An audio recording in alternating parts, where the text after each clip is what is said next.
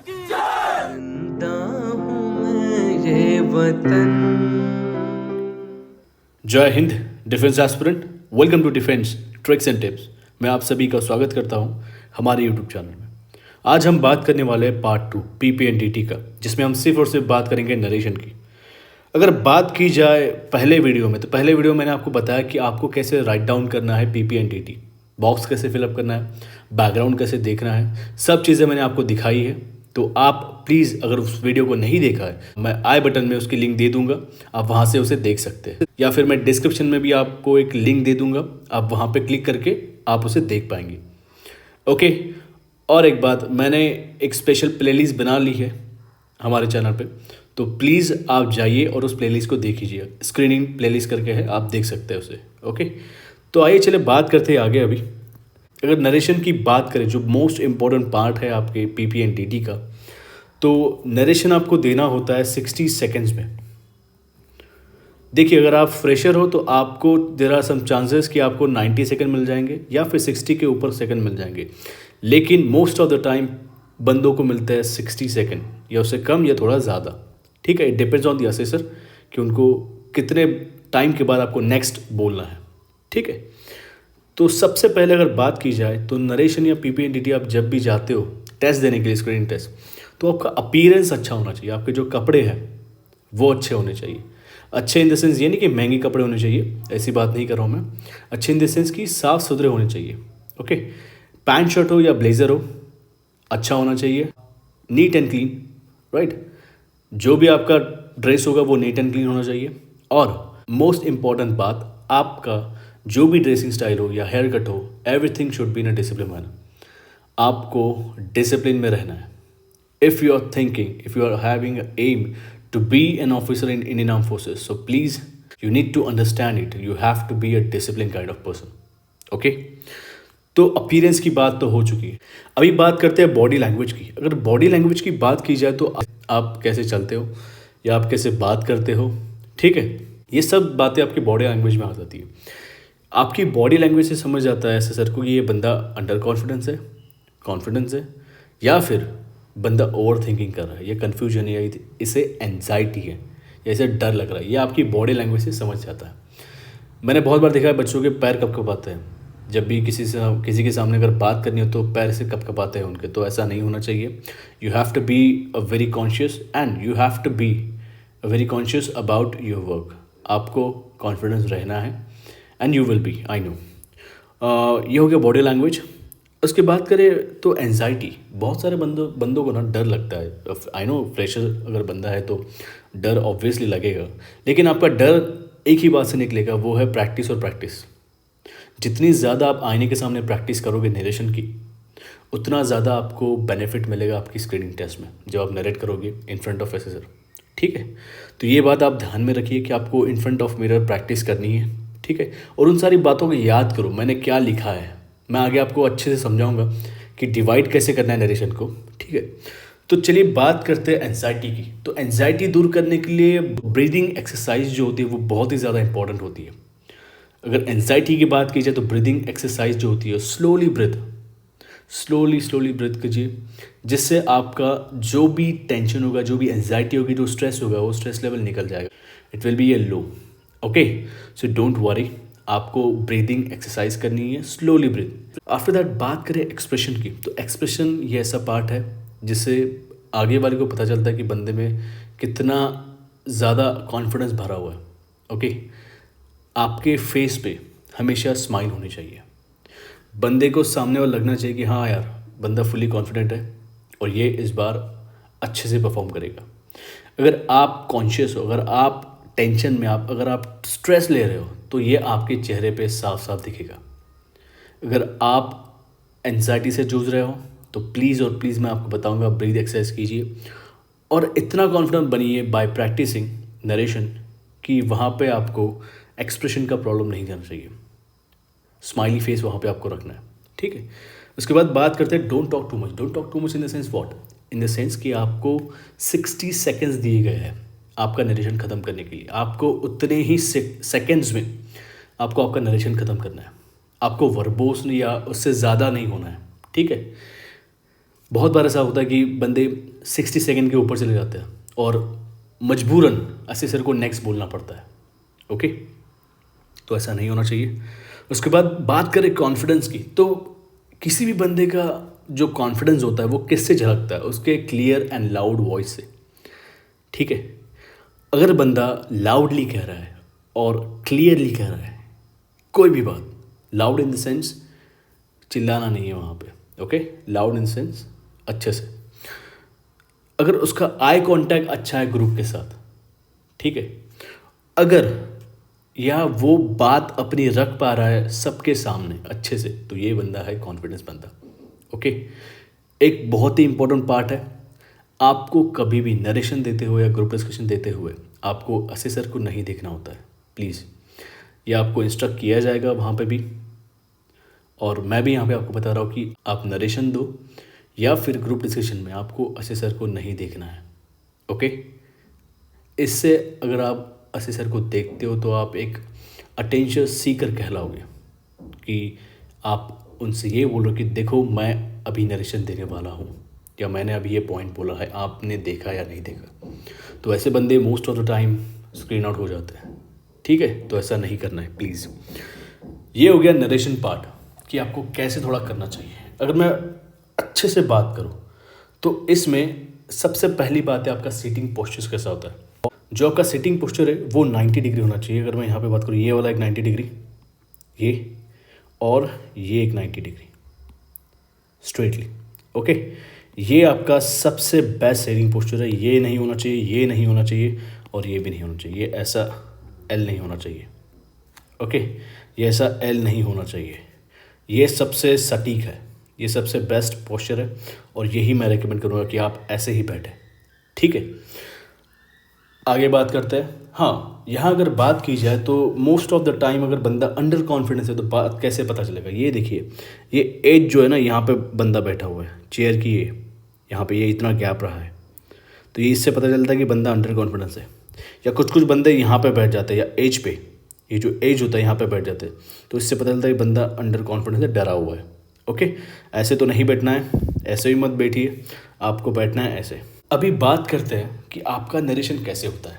यहाँ पे अगर आप देख पा रहे होंगे तो यहाँ पे आपके साइक ऑफिसर बैठते हैं, यहाँ पे आईओ सर बैठते हैं, और यहाँ बैठते हैं जीटीओ।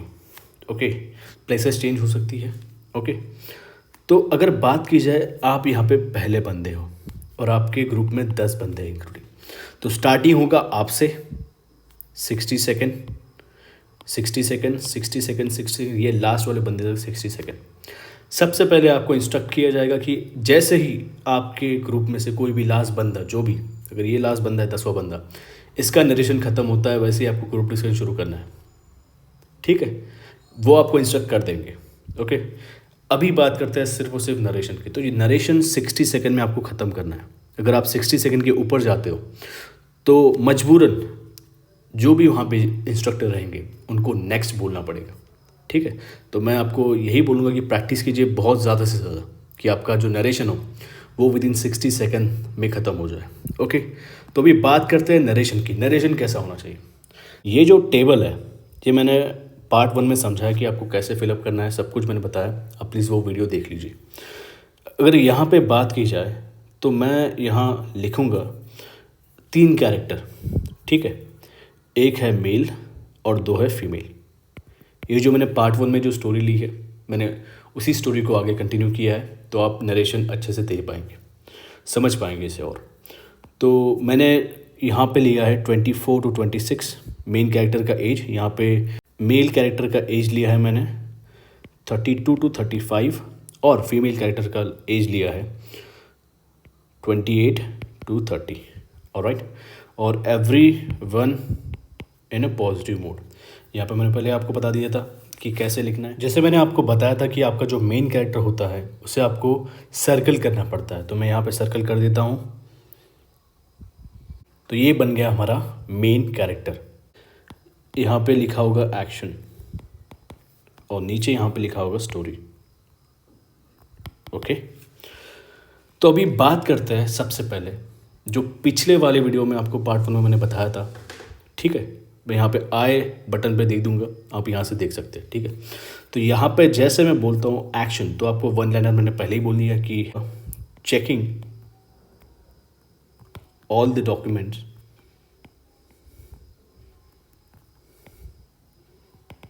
Of beneficiaries.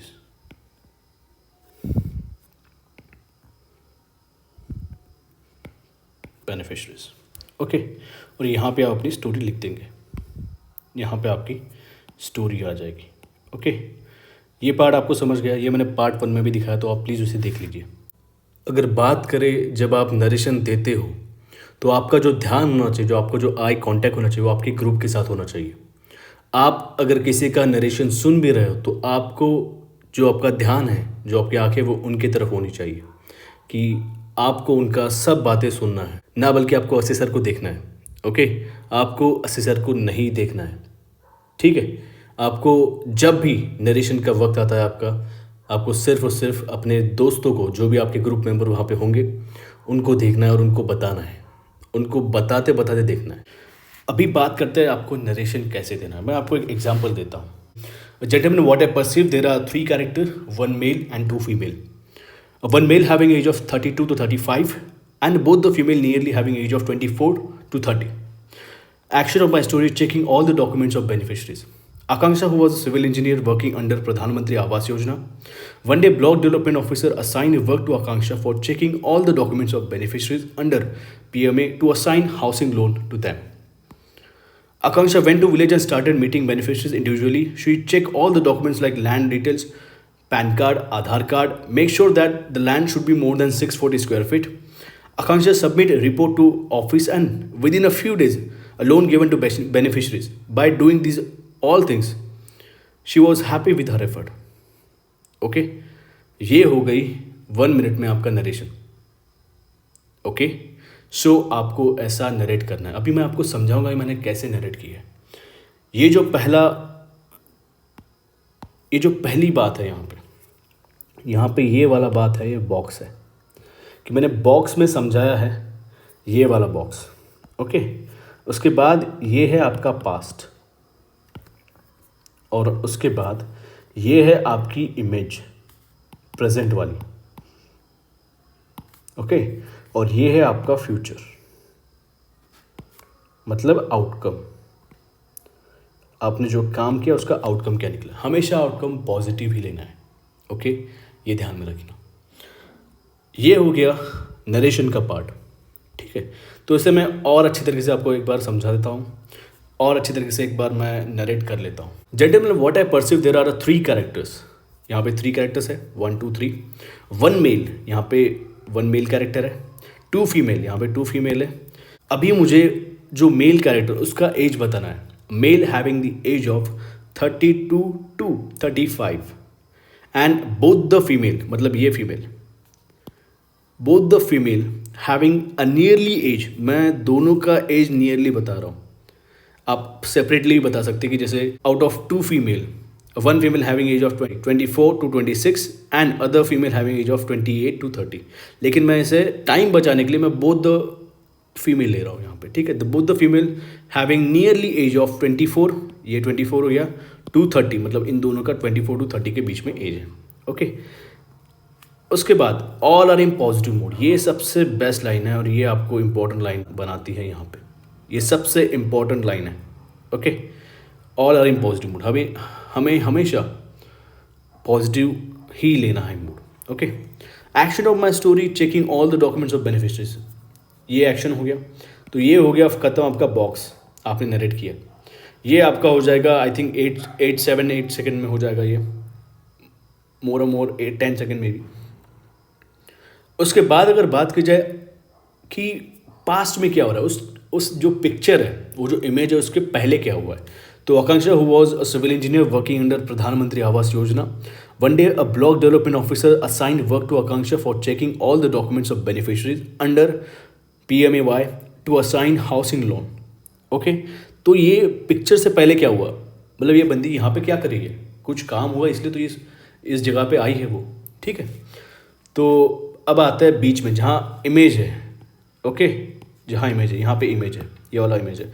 तो Akanksha went to village and started meeting beneficiaries individually, beneficiaries in the sense जिनको लोन मिलने वाला है उनके घर के लिए, ठीक है, हाउस कंस्ट्रक्शन के लिए, ठीक है। तो ये हो गया image. Akanksha went to village and started meeting beneficiaries individually. She checked all the documents like land details, a PAN card, Aadhaar card, and make sure that a land should be more than 640 square feet. यहाँ पे action ही action है भाई, okay. उसके बाद अगर बात करें future, ये हो गया खत्म। अभी आगे बात करते हैं आउटकम क्या होगा। Akanksha submit report to office and within a few days the loan given to beneficiaries. By doing her job she was very happy with her effort. आपको ये चीज़ लिखनी ही लिखनी है और ये बोलनी ही बोलनी है, क्योंकि आपको कोई भी काम करते हुए आपको खुशी मिलनी चाहिए, ठीक है। ये आपकी साइकोलॉजी दिखाता है कि बंदा खुश है अपने काम से। ऑलराइट, सो आई होप कि आपको ये सब बातें समझ आ चुकी होंगी एंड आपको ये जो PDF है मैं डिस्क्रिप्शन में दे दूंगा, आप इसे प्रिंट आउट कर लीजिए, ठीक है। और उसके बाद एक वीडियो आने वाला है, वो सिर्फ और सिर्फ डिस्कशन के ऊपर आएगा। बहुत ज़्यादा लंबा हो जाता अगर मैं डिस्कशन को भी इसी वीडियो में कर लेता, तो ये बहुत ज़्यादा लंबा हो जाता। तो लेकिन मेरा मोटिव यही है कि आपको हर एक चीज़ सटीक पता हो, okay. So guys, thanks for watching and जय हिंद डिफेंस एस्पिरेंट। मिलते हैं अगले वीडियो में। तुझ पे कुर्बान है ये हम, जिंदगी